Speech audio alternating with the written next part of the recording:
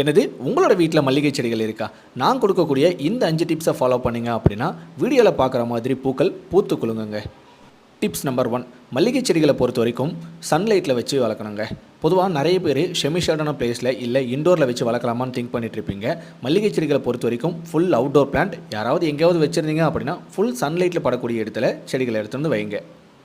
Tips number 2, மல்லிகை செடிகளில் பூக்களை பறித்து முடிச்சதுக்கப்புறம் கண்டிப்பாக கவாத்து செய்யணும். அதாவது ஆங்கிலத்தில் ப்ரூனிங்னு சொல்லுவாங்க. மல்லிகை செடிகளை பொறுத்த வரைக்கும் எப்போ கட் பண்ணி விட்டு அடுத்த தளிர்கள் வருதோ அந்த டைமில் ஆட்டோமேட்டிக்காக மொட்டுக்கள் வைக்க ஆரம்பிக்கும். அப்போ நம்ம என்ன பண்ணணும் அப்படின்னா தளிர்கள் வரணும் அப்படின்னா அதை கட் பண்ணி விடணும்.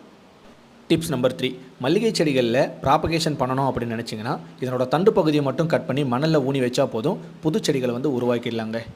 டிப்ஸ் நம்பர் 4, மல்லிகை செடிகளை எங்கே நடவு செய்யணும் அப்படின்னா தரையில் நடவு செஞ்சால் நல்லா சூப்பராக இருக்கும். பெரிய க்ரோ பேக் வச்சுங்க அப்படின்னா அதை விட சூப்பராக இருக்கும். மண்கலவை பொறுத்த வரைக்கும் ஃபுல் செம்மண் கலவையில் நடவு செய்யுங்க.